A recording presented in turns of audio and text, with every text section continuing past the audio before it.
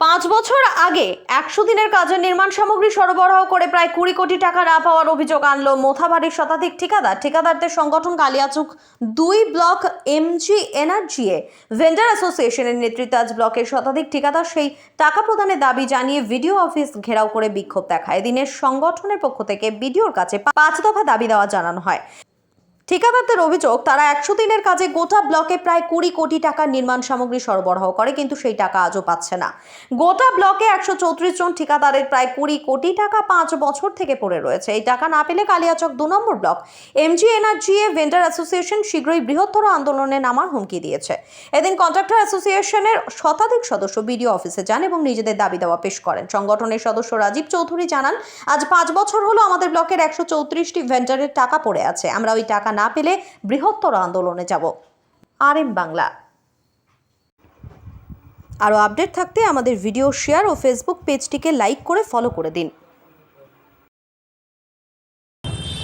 আমাদের এমজি এনার্জিএস প্রকল্পের যেই সব কাজ আমরা বিগত 3 বছর আগে করেছি। আমরা কালিয়াচক যে কন্ট্রাক্টর অ্যাসোসিয়েশন ভেন্ডার অ্যাসোসিয়েশন আছি, তারা 3 বছর আগের কাজের না আমরা এফটিও পাচ্ছি, না সরকার আমাদের কোনো পেমেন্ট দিচ্ছে।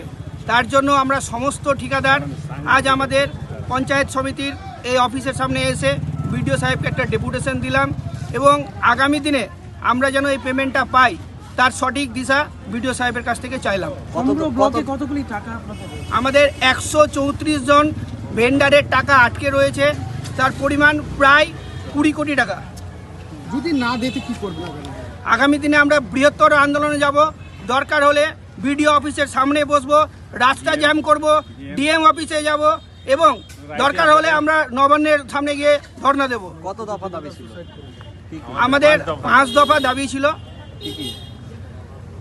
এই যে আমরা কাজ করেছি 23 সালে 19, 20, 21 এই কাজের আমরা না এফটিও হয়েছে, আমাদের না কোনো পেমেন্ট পেয়েছি, না আমাদেরকে সরকার কোনোভাবে কোনো সহযোগিতা করেছে।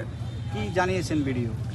ভিডিও বললেন আমি হায়ার অথরিটিকে জানাবো এবং আপনাদেরকে আশ্বাস দিচ্ছি আমি কিছু একটা করব। কি নাম আপনার?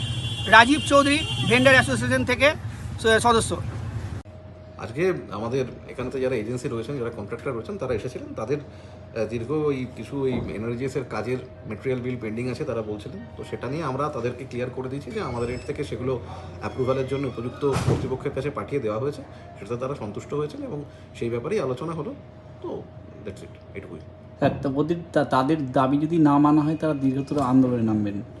দাবি মানার বা না মানার বিষয় এখানে হচ্ছে না। তারা যেটা জিজ্ঞাসা করছিলেন যে সেটাতে আমাদের এর থেকে যেটুকু কাজ, এই অফিস থেকে যেটুকু কাজ, সেটুকু তাদের বুঝিয়ে দেওয়া হয়েছে যে সেটা আমরা কমপ্লিট করে আমাদের পরবর্তী যা আমাদের স্টেপ আছে সেরকম কর্তৃপক্ষের কাছে পাঠিয়েছি এবং তাতে তারা সন্তুষ্ট হয়েছেন।